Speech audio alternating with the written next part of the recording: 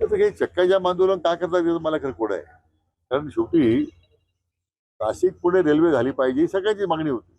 आणि रेल्वे विभागानं त्या नारायणगावच्या अर्थ स्टेशनचा कारण पुढं करत ते फिजिबल नाही म्हणून सांगत होते. मी स्वतः त्यावेळी रेल्वे मंत्री अश्विनी वैष्णवांना भेटलो होतो. तर आपल्याला काही 22 किलोमीटरने काही बाजूला देता येईल का, काही टनलिंग करता येईल का. पण मला आणि मुख्यमंत्री देवेंद्रजी फडणवीस साहेबांचं खरं अभिनंदन करायचं आहे की त्यांनी त्यामध्ये स्वतः पुढाकार घेतला आणि रेल्वे मंत्रालयाला त्यांनी आता कन्व्हिन्स केलेलं आहे. आणि मग एक नामवंत शास्त्रज्ञ आपले डॉक्टर काकोडकर साहेब यांची आता आदेशकाली एक समिती गठीत केली आहे. त्यामध्ये रेल्वे विभागाचे अधिकारी आहेत, नाशिक आणि पुणे विभागाचे विभागीय आयुक्त आहेत. मला वाटतं साधारण एक महिनाभरामध्ये या सगळ्या प्रकल्पाचा पुन्हा अभ्यास करतायत की या रेल्वेला कशा पद्धतीने आपल्याला ही आपला रेल्वे जो प्रकल्प आहे कसा आपल्याला त्या ठिकाणी पूर्वत सुरू करता येईल. तर ते चक्काजाम आंदोलन मला वाटतं का करतात मला त्यांनाच विचारलं पाहिजे. त्यांना रेल्वे नको आहे म्हणून चक्काजाम करताय की ते मला समजत नाही. अशी काही स्थिती नाही आहे. तर मी आज त्यांचा पाहिला की ते 58 लाख नोंदीचा काय ते डाटा मागत होते. आम्ही दिला ऑलरेडी त्यांना संपूर्ण डाटा उपलब्ध करून दिला आहे. कारण तो इतका ह्यूज डाटा आहे तो सगळ्या राज्याचा आहे, तो काही एक मराठवाड्याचा नाही आहे. आणि त्याचा आम्ही आता पेन ड्राईव्ह केला आहे, त्याच्या हार्ड कॉपी तयार करून दिलेल्या आहेत.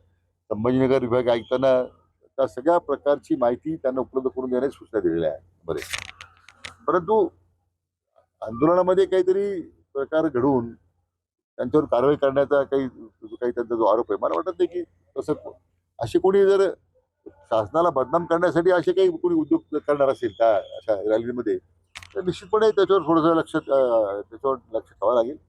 अशा घटना घडणार नाही याची काळजी घ्यावी लागेल. शेवटी जरंगे पाटील समाजाच्या करता एक आंदोलन करणारं किंवा समाजाच्या प्रश्नासाठी झगडणारा संघर्ष करणारा नेता आहे. त्यामुळे त्यांच्या संपूर्ण संरक्षणाचं काम त्यांना काय आवश्यक संरक्षण द्यायची जबाबदारी 100% शासनाची आहे. आता बऱ्याच त्याच्यामध्ये कायदेशीर मुद्दे आहेत. आता त्याच्यातले सर्वोच्च न्यायालयाचे काही निर्णय आहेत. आता मला वाटतं मान्य सर्वोच्च न्यायालयाच्या फुल बेंचचे त्याच्यामध्ये काही जजमेंट आहे. मला वाटतं 12 न्यायाधीशांचं.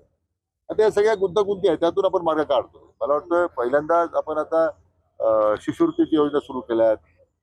क्रीमी लेअरच्या एक मर्यादा वाढवून अधिकाधिक मुलांना त्यामध्ये सवलत देण्याच्या करता कार्यवाही सुरू केलेली आहे. मला वाटतं जेवढं शक्य आहे किंवा ज्या काही आदिसंख्य पदावर ती मुलं घेतली होती त्यांना आता काम करतो आपण नोकरीमध्ये. सरकारनं तर पाऊल उचललेलं आहे. मला वाटतं आता कायदेशीर येणाऱ्या बाबींवर तिथे मात्र आपल्याला कायदेशीरच लढाई करावी लागेल आणि ते आम्ही करतोय. न्यायमूर्ती शिंदे साहेबांची समिती नेमलेली आहे.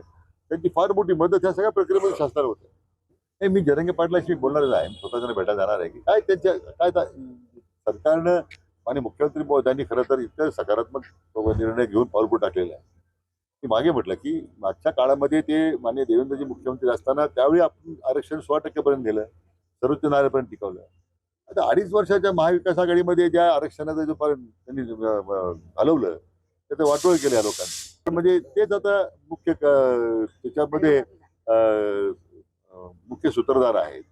परंतु आता आपण त्या आरक्षणाचा निर्णय केला तो आता सुप्रीम कोर्टामध्ये टिकून राहिलेला आहे. हे फार मोठं श्रेय सरकारचं आहे. हा प्रकार अतिशय गंभीर आहे आणि अशा प्रकारच्या पद्धतीने महापालिका कर्मचारी कोणी हल्ला होणं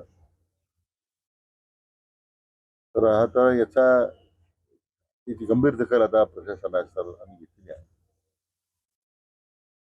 कुटुंबियांना मी आज इथं भेटलोय. कुटुंबियांच्या भावना तीव्र आहेत आणि यापूर्वी अशा काही घटना मुकुंदनगर भागात घडत होत्या. तर 3 आरोपी अटक केलेले आहेत. त्यातला मुख्य आरोपी आता त्याला अटक झालेली आहे. पण या सगळ्या पाठीमागे याचा मास्टरमाइंड कोण आहे त्याला शोधलं पाहिजे. कारण सातत्यानं अशा होणाऱ्या घटनेमध्ये काही कारवाई का झाली नाही याचाही जरा विचार करावा लागेल त्यापूर्वी सुद्धा. पण आता ह्या घटनेच्या अनुसरून तो हेच आरोपी नाही, पण मी म्हटल्याप्रमाणे त्याच्या खोलापर्यंत जावं लागेल, आपल्याला मुळापर्यंत जावं लागेल की ह्या अशा घटना का घडतात, एवढं बळ काय या लोकांनी एवढं गुन्हेगारी करण्याच्या करता एवढं बळ काय येतं, एवढं धाडस का वाढलं त्याचा विचार करावा लागेल.